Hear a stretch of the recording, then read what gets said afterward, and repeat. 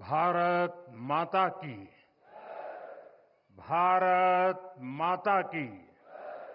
आवाज पहाड़ी के उस पार सुनाई देनी चाहिए।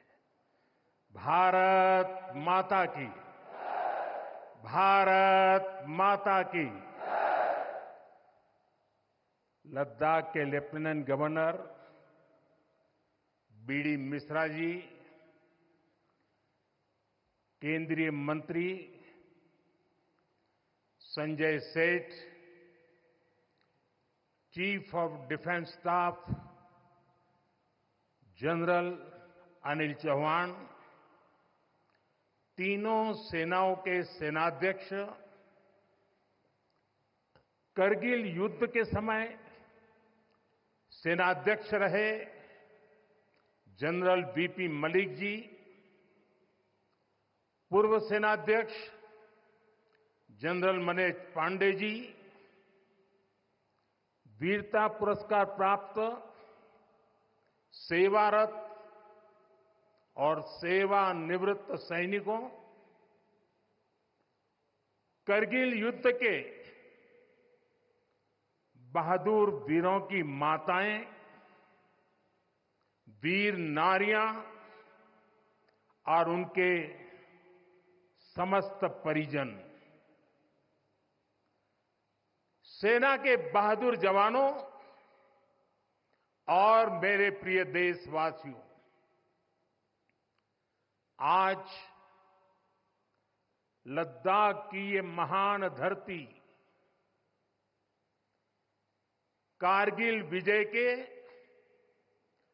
25 वर्ष पूरे होने की साक्षी बन रही है।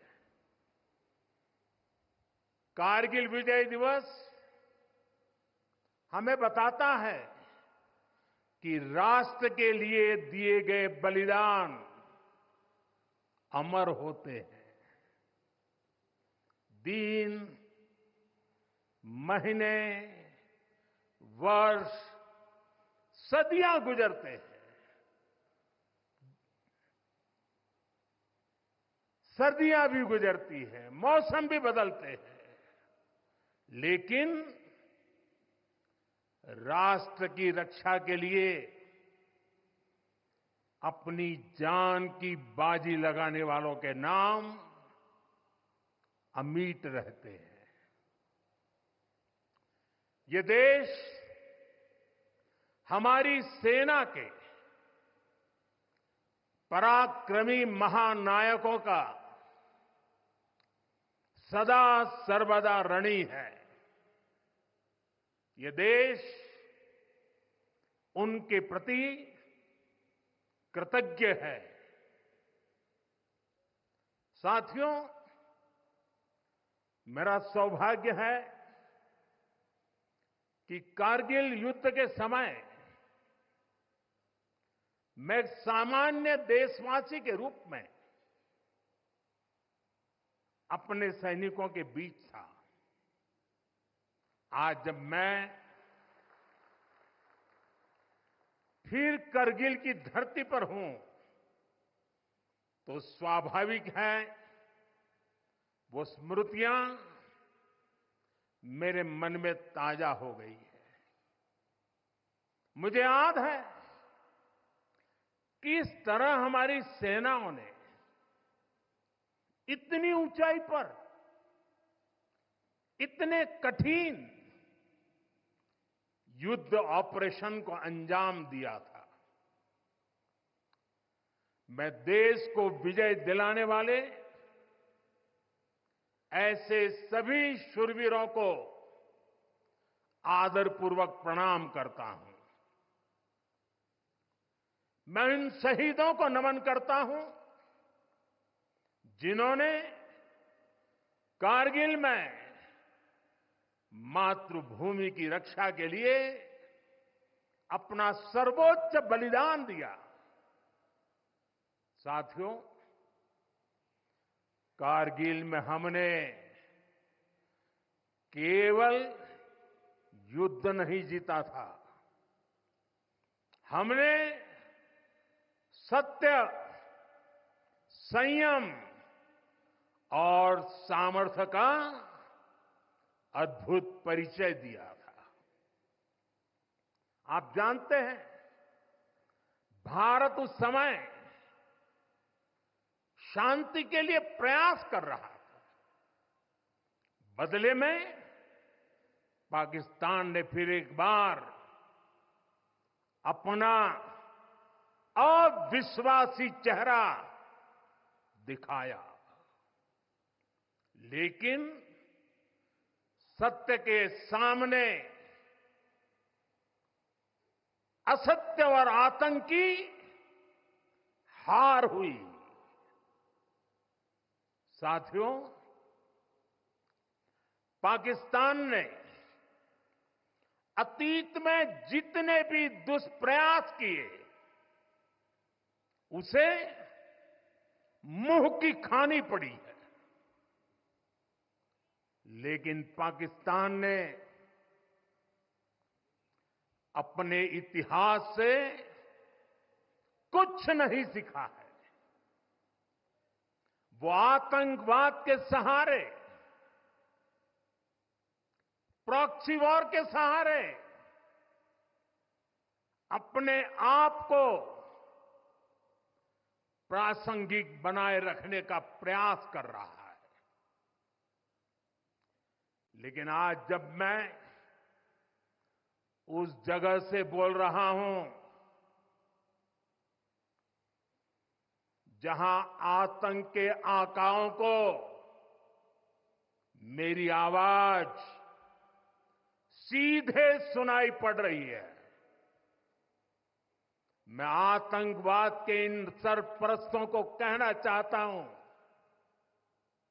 कि उनके नापाक मंसूबे कभी कामयाब नहीं होंगे।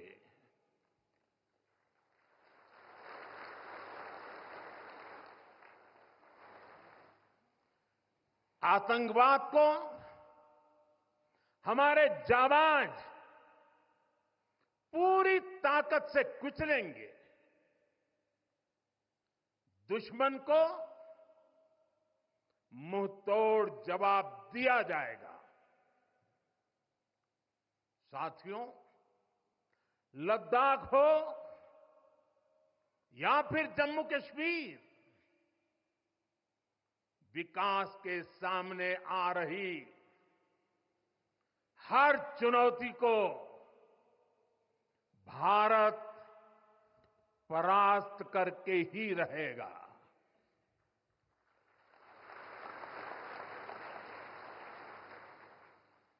कुछ ही दिन बाद इस 5 अगस्त को आर्टिकल 370 का अंत हुए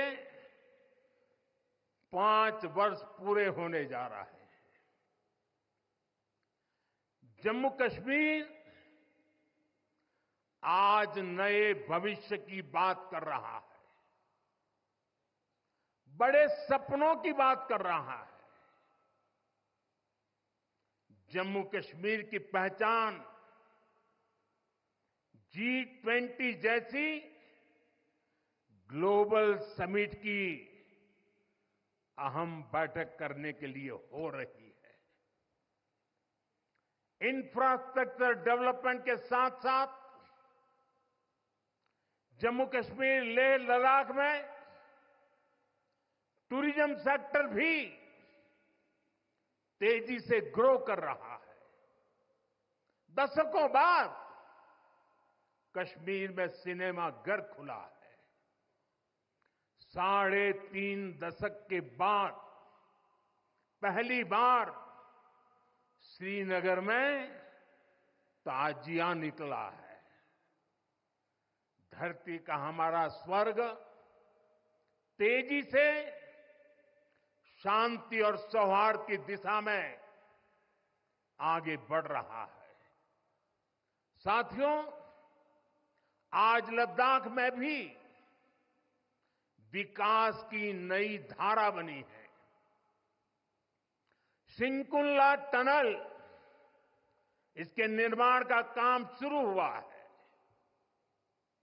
सिंगोला टनल के जरिए लद्दाख पूरे साल हर मौसम में देश से कनेक्टेड रहेगा।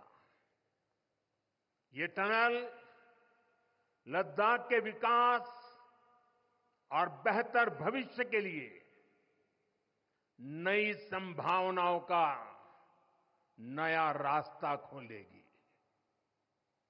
हम सभी को पता है कि कठोर मौसम की वजह से लद्दाख के लोगों को कितनी मुश्किलें आती हैं। सिंकुंतला टनल के बनने से ये मुश्किलें भी कम होगी। मैं लद्दाख के मेरे भाई बहनों को इस टनल का काम शुरू होने के लिए विशेष बधाई देता हूं। साथियों, लद्दाख के लोगों का हित हमेशा हमारी प्राथमिकता रहा है। मुझे याद है कोरोना के समय में करगिल क्षेत्र के हमारे कई लोग ईरान में फंस गए थे। उन्हें वापस लाने के लिए मैंने व्यक्तिगत स्तर पर काफी प्रयास किए। ईरान से लाकर उन्हें जैसलमेर में ठहराया गया था और जब स्वास्थ्य की दृष्टि से पूरी तरह संतोषजनक रिपोर्ट मिले, उसके बाद उन सबको उनके घर तक यहां पहुंचाया था।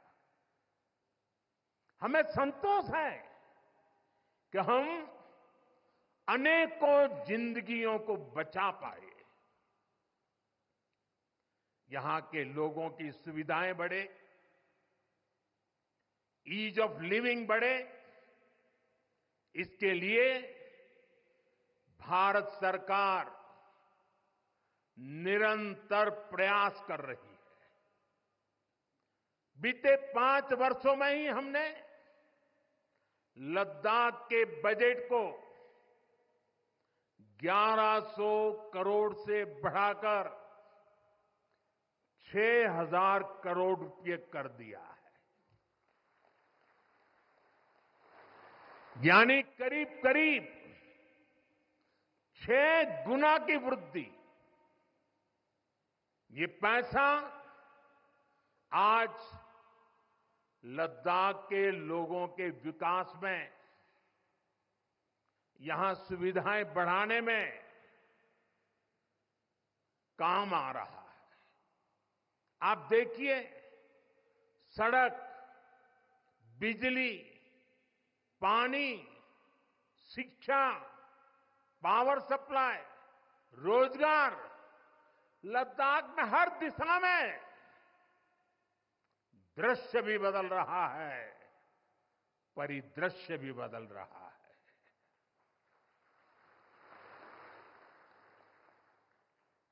पहली बार यहां होलिस्टिक प्लानिंग के साथ काम हो रहा है।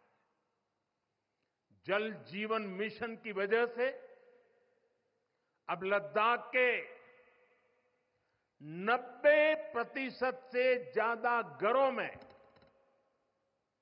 पाइप से पीने का पानी पहुंच रहा है। लद्दाख के युवाओं को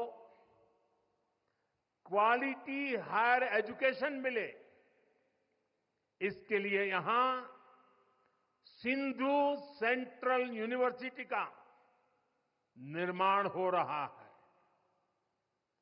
पूरे लद्दाख क्षेत्र को 4G नेटवर्क से जोड़ने का काम भी चल रहा है।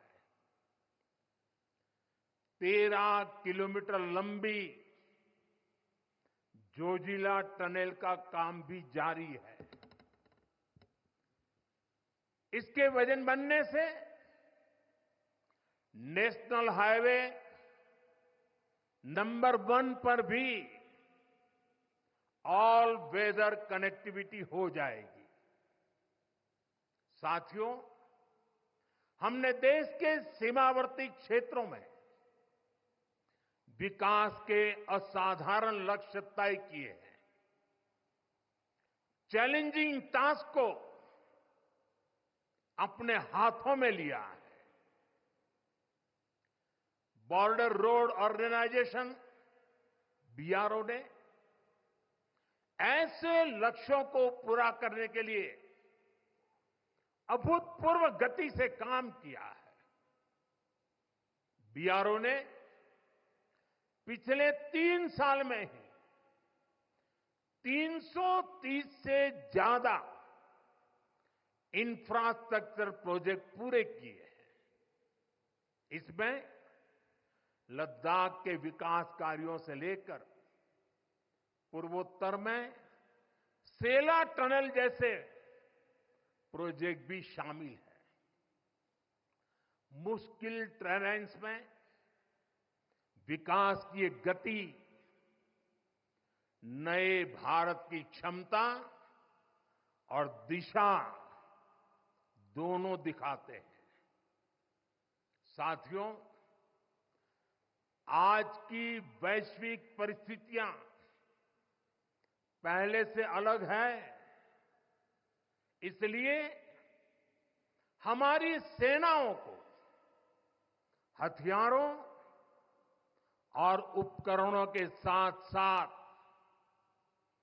कार्यशैली और व्यवस्थाओं में भी आधुनिक होना चाहिए।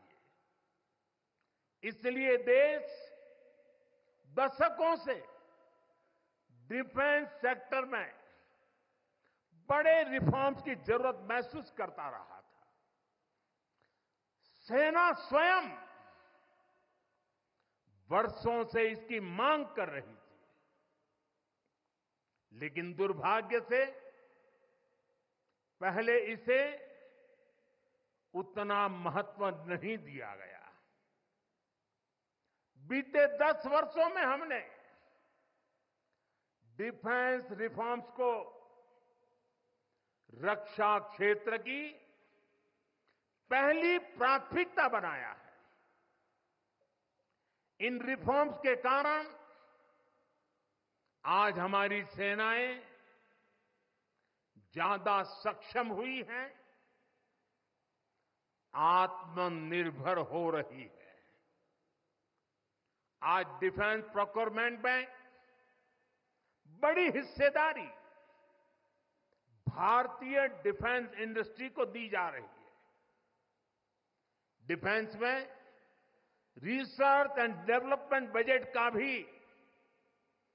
25% प्राइवेट सेक्टर के लिए रिजर्व किया गया है। ऐसे ही प्रयासों का परिणाम है कि भारत का डिफेंस प्रोडक्शन अब 1.25 लाख करोड़ रुपए से ज्यादा हो चुका है।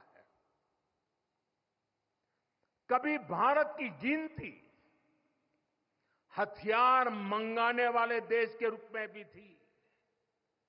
अब भारत एक्सपोर्टर के तौर पर अपनी पहचान बना रहा है।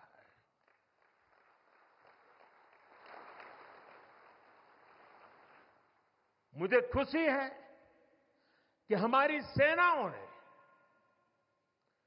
5,000 से ज्यादा हथियारों और ये सैन्य उपकरणों की लिस्ट बनाकर ये तय किया है कि अब ये 5,000 आइटम्स बाहर से नहीं मंगवाए जाएंगे। मैं इसके लिए सेना नेतृत्व को बधाई देता हूं। साथियों, डिफेंस सेक्टर में रिफॉर्म्स के लिए भी भारत की आर्म्ड फोर्सेस की सराहना करना चाहता हूं। हमारी सेनाओं ने बीते वर्षों में कई साहसिक निर्णय लिए हैं। सेना द्वारा किए गए जरूरी रिफॉर्म्स का एक उदाहरण अग्निपथ स्कीम भी है। दशकों तक संसद से लेकर अनेक कमेटी तक में सेनाओं को युवा बनाने पर चर्चाएं होती रही है। भारत के सैनिकों की औसत आयु, एवरेज एज, ग्लोबल एवरेज से ज्यादा होना, ये हम सबकी चिंता बढ़ाता रहा है। इसलिए ये विषय बरसों तक अनेक कमिटियों में भी उठा, लेकिन देश की सुरक्षा से जुड़ी इस चुनौती के समाधान की पहले इच्छा शक्ति नहीं दिखाई गई। शायद कुछ लोगों की मानसिकता ही ऐसी थी कि सेना मतलब नेताओं को सलाम करना, परेड करना। हमारे लिए सेना मतलब 140 करोड़ देशवासियों की आस्था। हमारे लिए सेना मतलब 140 करोड़ देशवासियों की शांति की गारंटी। हमारे लिए सेना मतलब देश की सीमाओं को सुरक्षा की गारंटी। अग्निपथ योजना के जरिए देश ने इस महत्वपूर्ण सपने को एड्रेस किया है। अग्निपथ का लक्ष्य सेनाओं को युवा बनाना है। अग्निपथ का लक्ष्य सेनाओं को युद्ध के लिए निरंतर योग्य बनाए रखना है।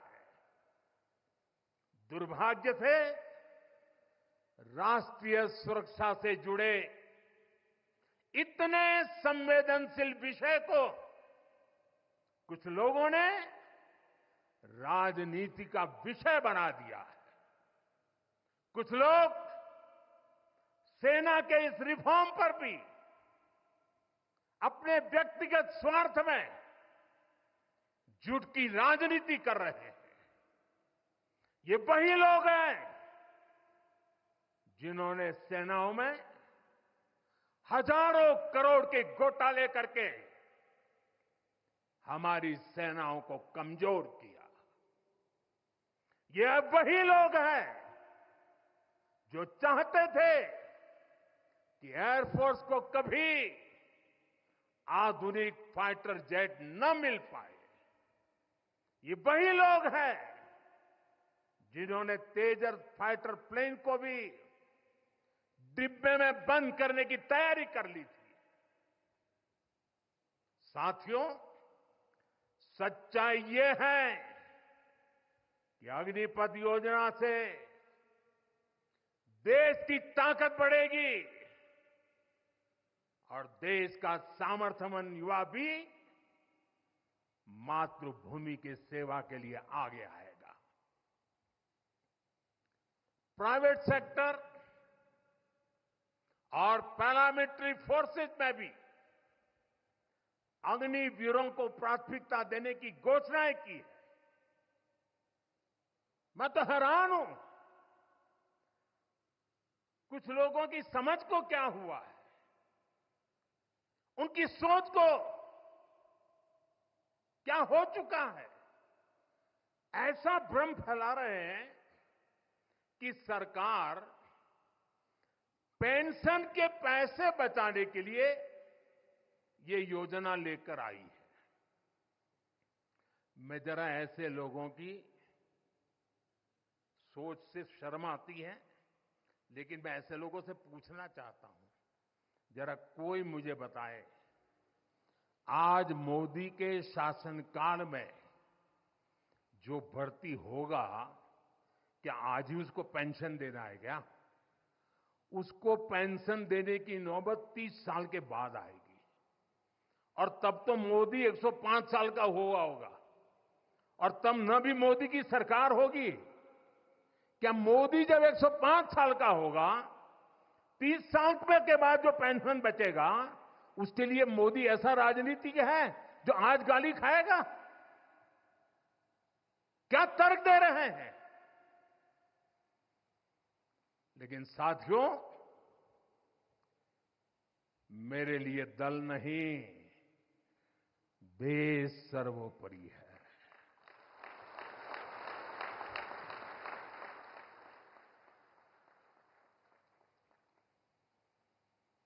और साथियों, मैं आज गर्व से कहना चाहता हूं, सेनाओं द्वारा लिए गए इस फैसले का हमने सम्मान किया है। और जैसा मैंने पहले कहा, हम राजनीति के लिए नहीं, राष्ट्र नीति के लिए काम करते हैं। हमारे लिए राष्ट्र की सुरक्षा सर्वोपरि है। हमारे लिए 140 करोड़ की शांति ये सबसे पहले है। साथियों, जो लोग देश के युवाओं को गुमराह कर रहे हैं, उनका इतिहास साक्षी है कि उन्हें सैनिकों की कोई परवाह नहीं है। ये वही लोग हैं जिन्होंने एक मामूली रकम 500 करोड़ रुपए दिखाकर वन रैंक वन पेंशन पर झूठ बोला था। 500 करोड़। ये हमारी सरकार है जिसने वन रैंक वन पेंशन लागू किया। पूर्व सैनिकों को 1.25 लाख करोड़ रुपए से ज्यादा दिए गए। अब कहां 500 करोड़, कहां 1.25 लाख करोड़। इतना झूठ और देश के जवानों की आंख में धूल झोंकने का पाप। ये वही लोग हैं जिन्होंने आजादी के 7 दशक बाद भी सेना की मांग होने के बावजूद भी, देश के वीर सैनिकों के परिवारों की मांग होने के बाद भी हमारे शहीदों के लिए वॉर मेमोरियल नहीं बनाया। टालते गए, कमिटियां बनाते गए, नक्शे दिखाते गए। ये वही लोग हैं जिन्होंने सीमा पर तैनात हमारे जवानों को पर्याप्त बुलेट प्रूफ जैकेट्स भी नहीं दी थी। और साथियों, ये वही लोग हैं जो करगिल विजय दिवस को भी नजरअंदाज करते रहे। ये तो देश की कोटि कोटि जनता के आशीर्वाद है कि मुझे तीसरी बार सरकार बनाने का मौका मिला और इसलिए आज ये महत्वपूर्ण ऐतिहासिक घटना का हम पुण्य स्मरण कर पा रहे हैं। वरना अगर वही आ जाते तो इस युद्ध विजय की इस तारीख को याद नहीं करते। साथियों, कारगिल की विजय ये किसी सरकार की विजय नहीं थी। कारगिल की विजय ये किसी दल का विजय नहीं था। ये विजय देश की थी। ये विजय देश की विरासत है। ये देश के गर्व और स्वाभिमान का पर्व है। मैं एक बार फिर 140 करोड़ देशवासियों की तरफ से मेरे वीर जवानों को श्रद्धापूर्वक नमन करता हूं। सभी देशवासियों को पुनः एक बार कारगिल विजय के 25 वर्ष की शुभकामनाएं देता हूं। मेरे साथ बोलिए भारत माता की। ये भारत माता की जय मेरे उन वीर शहीदों के लिए है, मेरे वीर भारत मां के वीर सपूतों के लिए है। भारत माता की, भारत माता की, भारत माता की। बहुत बहुत धन्यवाद।